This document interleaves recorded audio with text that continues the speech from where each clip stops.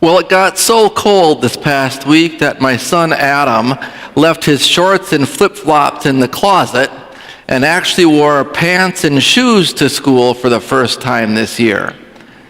For the past 26 years, we've been raising boys at our house. So we let go of common sense somewhere around 1994. And along the way, we've had a lot of conversations about what it means for a boy to become a man. What does it mean to be a man? And at some point, all three of our sons came to the conclusion that real men never complain about the weather. In fact, they don't even acknowledge the weather. They just deal with it. Now, I think there's a little bit more to it than that. So all along, I've been looking for role models that I can point to and say, there's a man, a good man, worthy of emulating. And perhaps the very best example we get is in this story of St. Joseph and the man that he is. Now, I apologize if this message seems most relevant to the guys here today. I told my mother earlier today that I was going to give a homily directed at the men, and she said, "Good, they need to hear it."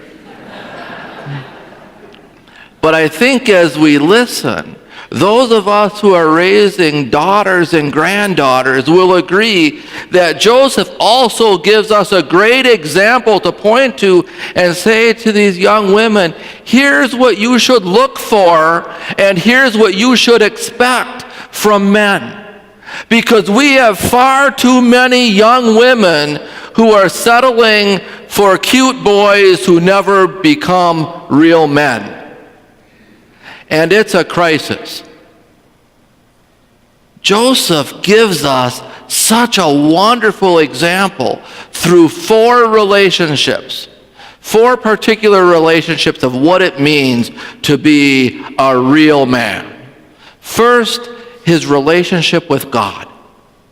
His relationship with God is based on listening, not on wanting. When we are young, when we have a maturing faith, we tend to focus our relationship with God on the things we want. Mostly things like security, or a long life that's pain-free, or even wanting to get to heaven. But these are all things that we want.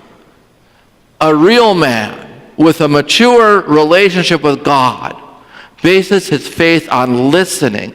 And this is what Joseph does. He listens to that voice of the angel and he responds.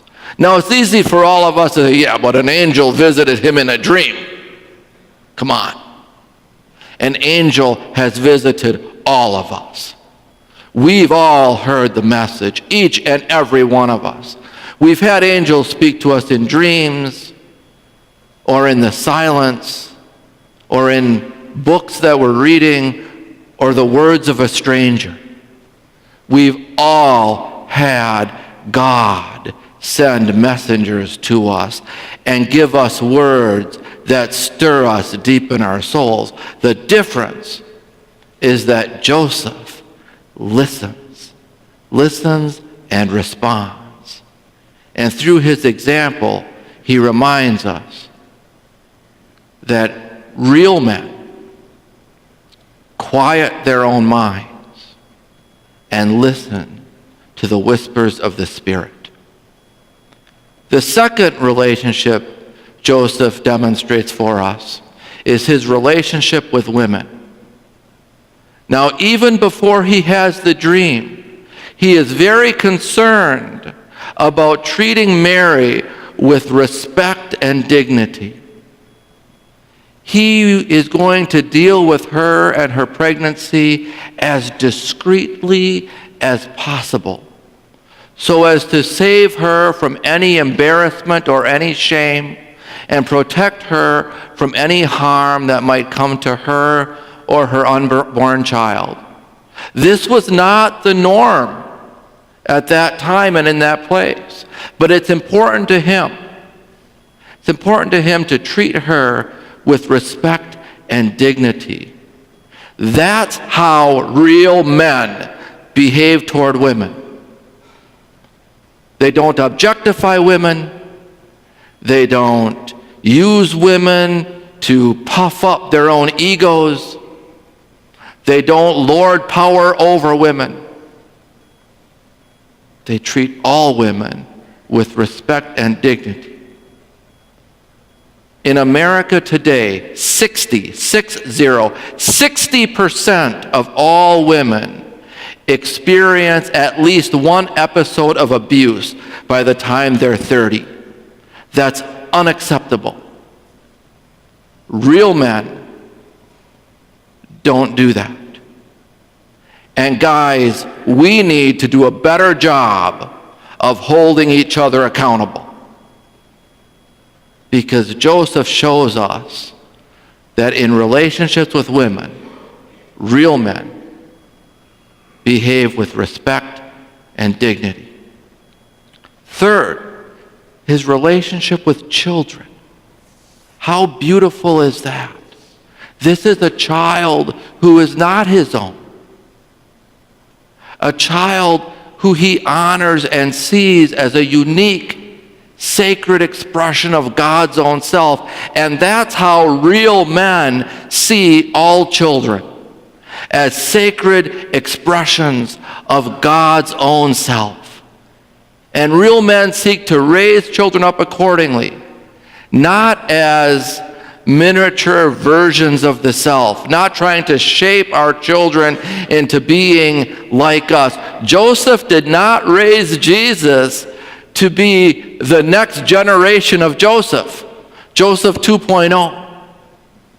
He raised Jesus to discover and nurture the unique expression of God's own self that Jesus is. And this is how all real men seek to raise all children, not just their own, because they recognize none of our children belong to us. They are all God's children. Now we have over 1,300 homeless and unaccompanied youth in Brown County. The waiting list for Big Brothers is over 3 years long. We need some real men to step up. We really do. And finally, Joseph models through the relationship with self. He shows us that real men live lives of self-sacrifice, not self-service. It was not in his best interest, it was not in his own interest to follow this course and to take Mary into his home and raise this child that he didn't father. That was not his plan, that was not his vision, but he shows us that in a man's relationship with himself, he looks inside, he digs deep, he goes where he is called, and he gives of himself for the welfare of others, for the welfare of all. And aren't we all here today so blessed all these years later that this man said, okay, I'll put my plans for myself on hold. I'll set those aside, and I will do the service with a loving heart that I've been called to do. So guys, if you're still looking for the perfect gift to give those special people in your lives, your wives and girlfriends, your mothers, your daughters, and your sons, you're not going to find that gift in the jewelry case at the mall or in the recommendations on Amazon. You're going to find that gift deep within your own heart and your own soul. That's where it is. Give the people in your life the gift of a man whose relationship with God is based on listening, not on wanting. Give the gift of a man who treats all women with respect and dignity. Give the gift of a man who honors and acknowledges and raises up the unique sacred expression within each child. Give the gift of a man who lives a life of service to others, not service to self. And if you do that, it'll be a Merry Christmas indeed every single day.